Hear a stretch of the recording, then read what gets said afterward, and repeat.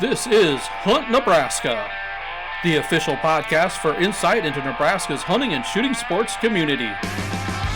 Be sure to give us a follow on Facebook, our space for sharing stories, information, tips, and techniques. Now, Hunt Nebraska. Welcome back into the Hunt Nebraska cabin. We are officially into the month of July, and that means those who have applied for big game permits, congratulations, or congrats on getting your points for this year on getting those in, and some other dates coming up that are important about it. But how about we go around here real quick and just announce and I think I know the answers already, but introduce yourself and say, what was your success rate on the draw this year? So for me, I'm Kyle Gaston, and this year I was unsuccessful in my antelope and elk. So I got more points to hunt for me, better chance for me next year. Did you put in for mule deer? I did not put in for mule deer this year. I'm Hershey. I bought a elk bonus point, because it wasn't the year to hunt. And then strategically acquired a preference point through the team, or excuse me, the buddy application system to add another point. So those are the two I put in for and successfully did what I needed it to do. So I get to dream a little bit longer. Now I know my brother did draw a mule deer permit, I was told. So nice. Well, congrats. I'm Rachel Carlson, and I'll say you miss 100% of the shots that you don't take. Uh-oh. So, still planning for future. I'm not ready to even dream about some of that stuff right now. The joy of it is you get to start building points now, so that way when you're ready to go, you can draw when you're ready. Yeah. We'll get you. We'll at get some you point. there. You'll wear me down at some point. Yes. Yes, we will. All right. But if you drew, hopefully you've got it out by now that you bought that permit. July 6th was the deadline to get that permit bought if you did draw. So hopefully you have that here. That would have been today. wouldn't that stink? You've added up those points and then you draw and then you forget to purchase that. Because it goes back to the, kind of the first come, first serve on a certain date. But do you lose those points? Not like you get them back because you drew, you used those points, especially on the antelope side. So check that out. If you haven't done it and there's still time, do it. Yeah. Do a quick check right now. That's right. Make sure This is your if last you put in reminder. and you never saw, That's right. They just sent you an email, but you can go double check the website to see. Yeah, we'll just sit here and wait while you do that. Or pause us. That might be easier. Yeah, that'd be the best option. Seems easier for us, at least. Yes. I mean, it'll make my editing a little easier. Yeah. A few minutes later. The other part's going on, though, here on Wednesday for all our residents. Big game permits go on sale. So your deer and antelope permits, you can go online and start buying them up. So go on there. I know Wednesday is going to be a busy day for all our permit offices. That's usually one of the busiest days of the year for them, and lines out the door at times. So, and we test the permit system, folks, but there's no way you can recreate what happens on that day. There's just no way. We can't get enough folks to thousands and thousands of folks to get in there. But we learn a little bit every year, and it's gotten much, much better over the years, just technology as a whole. So if you got questions, reach out on that. And you're probably going to mention this, the deer permits changed this year. yeah. It's a unique year, so make sure you get that big game guide, folks. Yes, get that big game guide, or go back about 2 episodes. We had Luke Maduna in here, the big game specialist. He came in and he talked, or big game program manager, I should say, get the correct name for him. He came on and gave us updates on all the different changes here for 2026 and the big game hunting seasons, including that unit tag being a season choice tag now this year. So more opportunities to get out.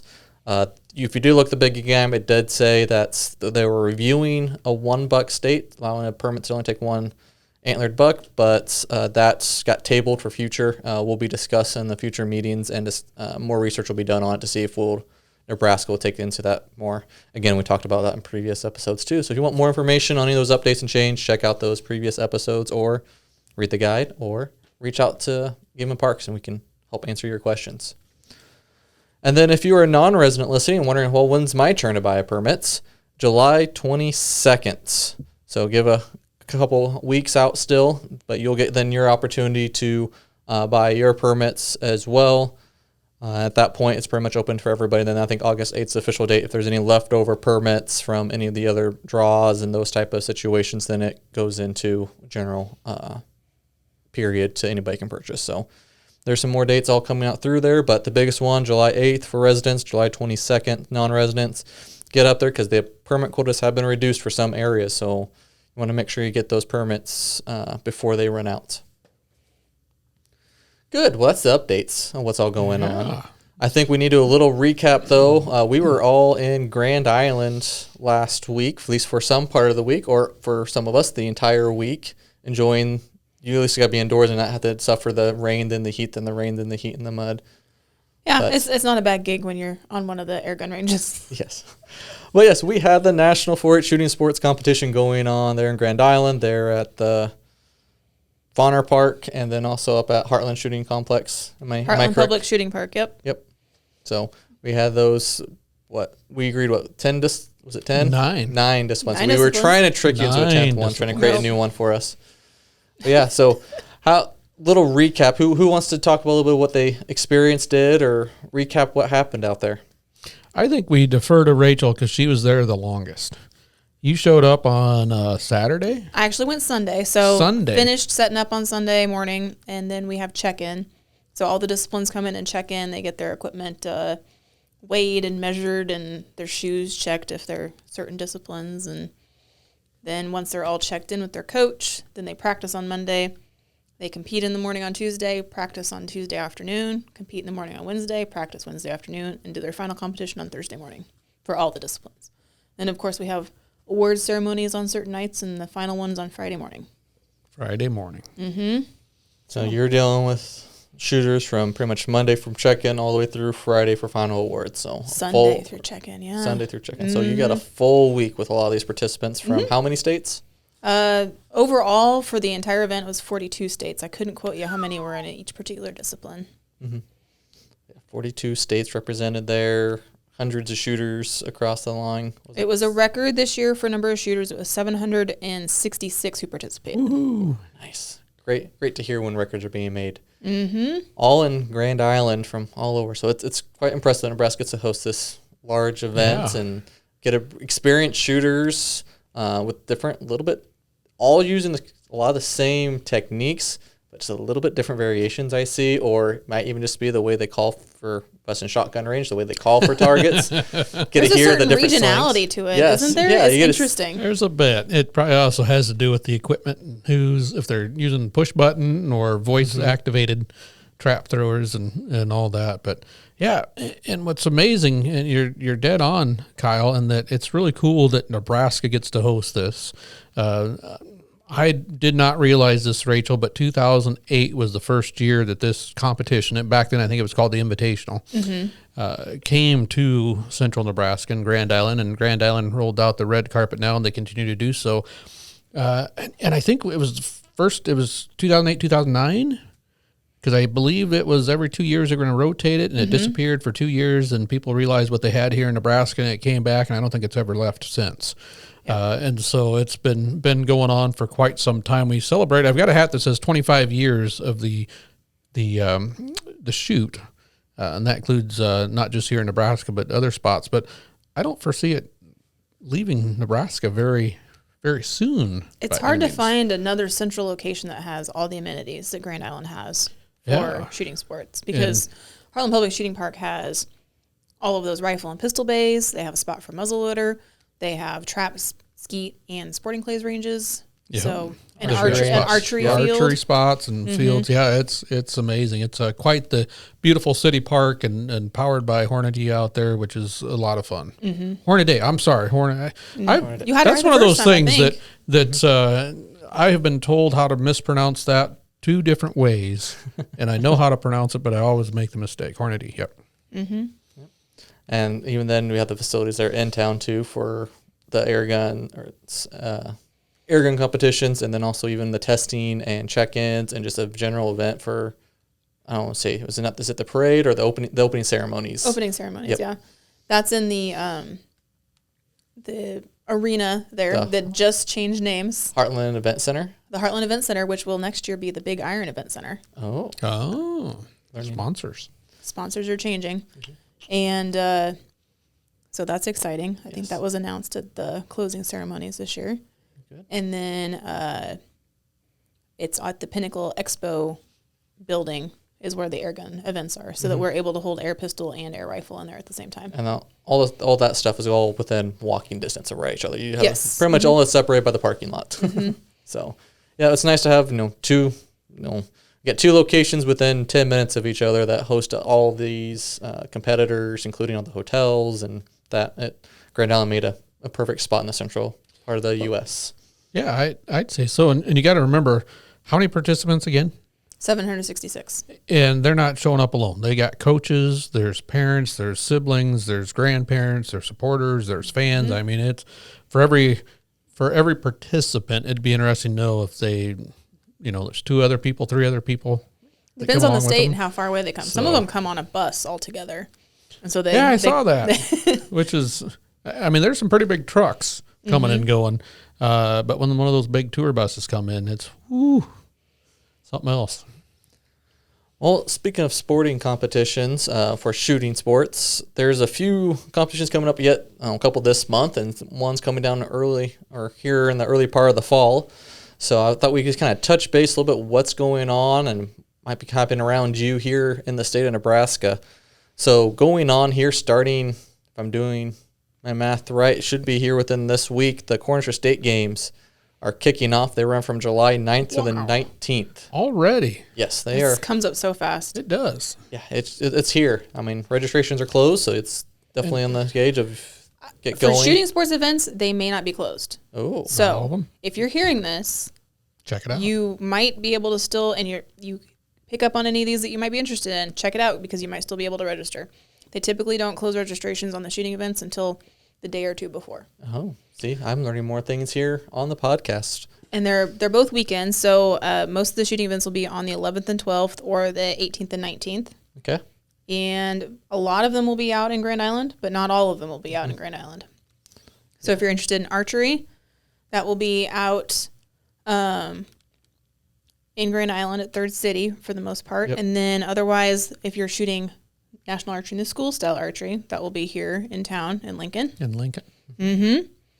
And then we have for shooting sports events, there's a huge list of things. There was a long list of a lot of different so focuses. I'll tell you what they are, but I'm not going to tell you all the dates or where they are exactly. No, you can check that online. Yes. So 22 rifle prone, 22 rifle silhouette, trap and skeet, BB gun, air rifle, air pistol. There's something called F class, and that is usually bent shoot rifle for its highly accurate type shooting. International bunker trap, muzzle loading, PCSL rifle, and I don't know what that is. I'm going to have to look that one up. Pistol, sporting clays, steel challenge, USPSA, which that's action type shooting, so you're moving around obstacles and shooting things under a timer. Okay. And youth trap. So yeah, all sorts of fun stuff. I think that just kind of shows been a lot of great hosts for the shooting sports and the Cornhusker State Games over the years, but kind of shows you the breadth of what the Heartland Public Shooting Park can offer. Mm-hmm. Yes. So, there's a lot of it there. I know I did look up, I was curious about muzzle loading, see if it would be out there. That one's actually up by Winslow, Nebraska.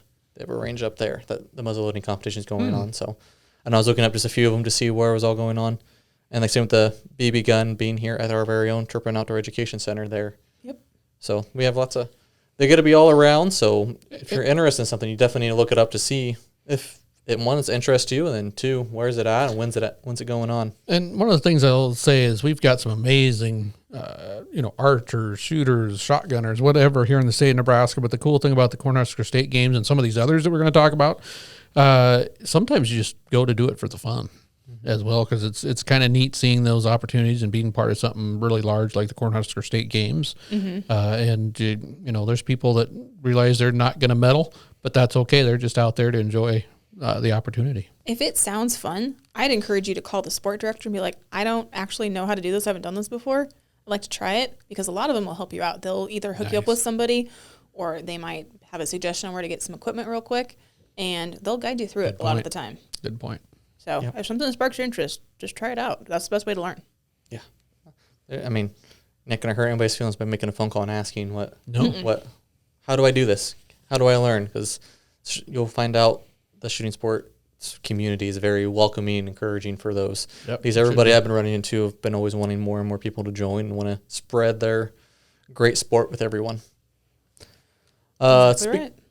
Speaking of other ones, and I will need to rely on you guys to tell me more about it, because I know about the events, but I haven't gone into the details of this group. As the JOAD Nationals being hosted here in Lincoln, Nebraska, July 22nd through the 26th.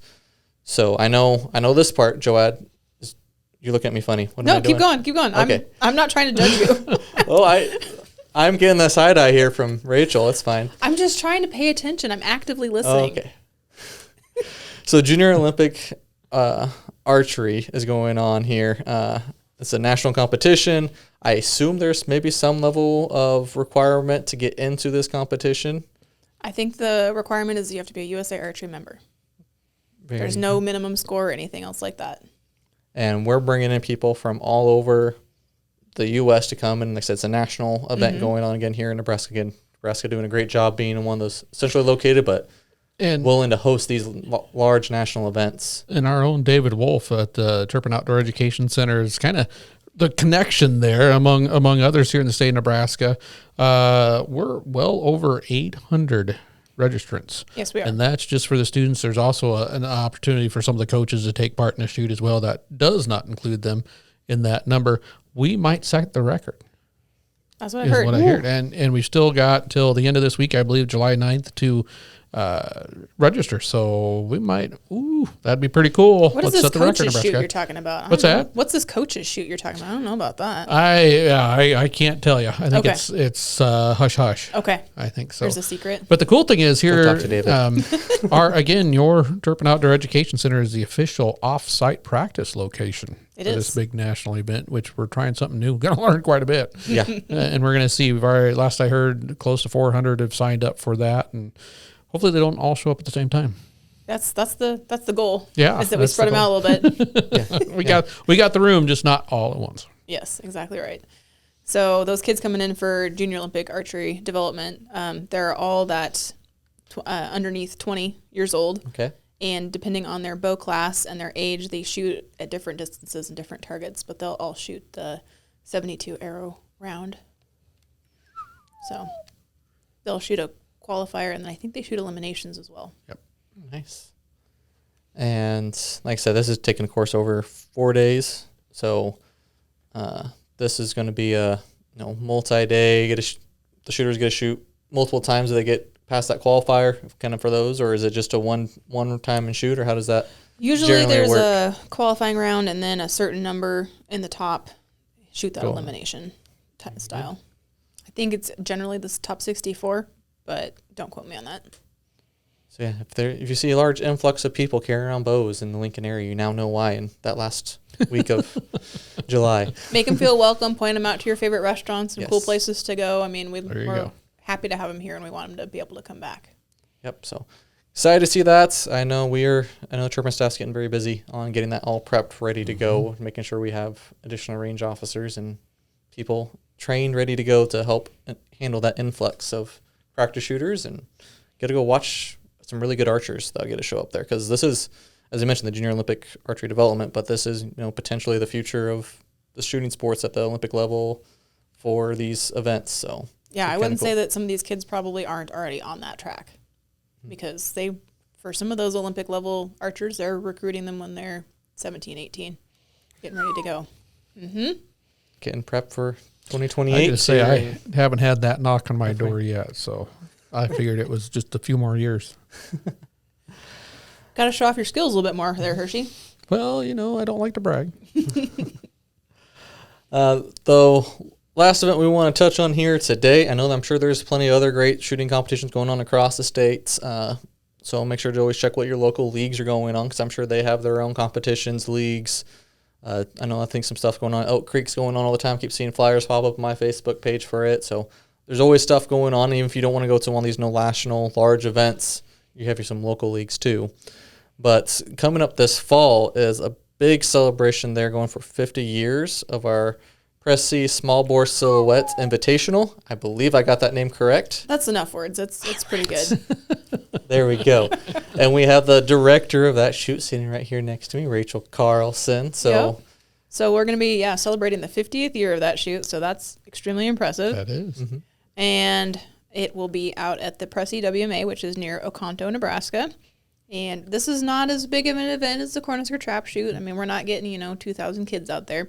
We're usually getting about 70. But it is a longer day. It's a different style of competition. But it's for anybody that wants to come in that has hunter education. So if you've never done an outdoor rifle competition, you have your hunter ed, come in and try it out. We'd love to have you out there. We take walk-ins. We take pre-registrations. It's 40 shots for competition. So you get to shoot at 4 different distances.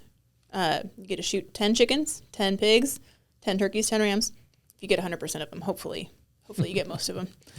We've only had 1 year where we hit all 40 of them. So that's a tough ask to get all of it's all standing freehand. There's no support throughout it. And like I said, those distances get Different distances, not quite right? 100, but it gets out there quite a ways. 44, 66, 77, and 109 yards. Ooh. Yep. 109 yards. Yeah. Freestanding. Yep. Mm-hmm. But the targets get bigger as they get farther away. I don't know that it matters. Doesn't help you at all? I was going to say that's where you're going to see that little wobble. And if there's a breeze out in central Nebraska, and there sometimes is. If that you got to play We're for on as a well. wide open range. There's no hiding from a breeze out there. We're tucked between about 3 hills. The wind just kind of comes down each of them, and then it swirls down in the middle. Oh, there you go. Yeah, There they you have go. flags at each distance, and the flags usually between one distance and the other are going different directions at times. When in doubt, just shoot straight at the target. Don't try to outguess the wind. Oh, there you go. So, but yeah, it's great because you get, again, kids from all over the state coming in to shoot this. But as I mentioned, it can be a little bit difficult. So the time to start practicing, if you're interested in doing it, is now. Go ahead and get some shots in. Get used to your 22s. I'm assuming is what most people are shooting. Yep, it's required. Required 22s. Okay, wasn't sure if you threw any 17s in there. Small at 17. If we had 17s, we might end up with some holes in our target. So it's 22 22 only, and it's no mags and no super high velocity ammunition. So it's Just enough to hit it and knock it over. just enough to hit it and knock it over. But yes, if you're serious about posting a good score on it, now would be the time to be practicing regularly, double checking your scope adjustments. If you have to adjust it between distances, or if you have one that has hash marks on it that you can just aim in different spots, that works perfect too.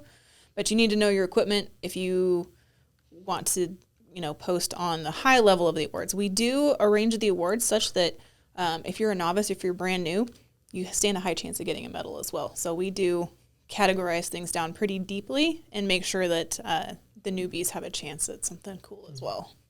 That's neat. Yep, I know. I definitely needed that newbie award when I was shooting out there. I got humbled pretty quick. I went 1 for 1, and then I should be done, and I got coaxed into shooting more, and that was a bad decision. Should have ended when I was shooting 100%. Well, you have time to practice this year I do have too. time to practice, and I can come in and try to show off a little bit. No. All right, but like I said, there's a lot of great events all coming on throughout this year. Shooting sports are definitely full swing. If you want to just, even if you don't want to shoot, you want to check things out, you can check out the websites for any of those for Cornhusker State Games, JOAD Nationals, or the Pressey shoots there on our Game and Parks page.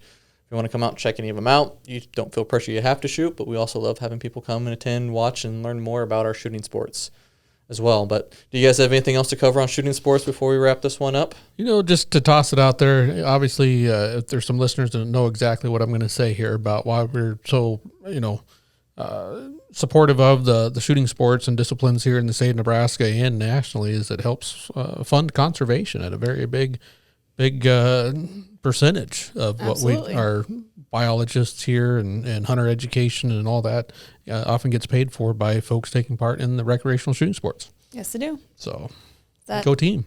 that excise tax on your firearms and all that ammunition you burn up, that comes back and helps fund our state conservation. There you go. Yep.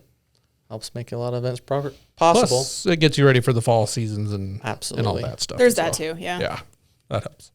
The reason I would go and practice it, because I don't do a whole lot of freestanding shooting 109 yards with my 22, but the skill and technique is still useful. Still useful. Yep. Yeah, but very good. Well, we'll wrap things up there. We'll be back in a couple more weeks here with another episode. But until then, thanks for listening, and we'll see you outdoors.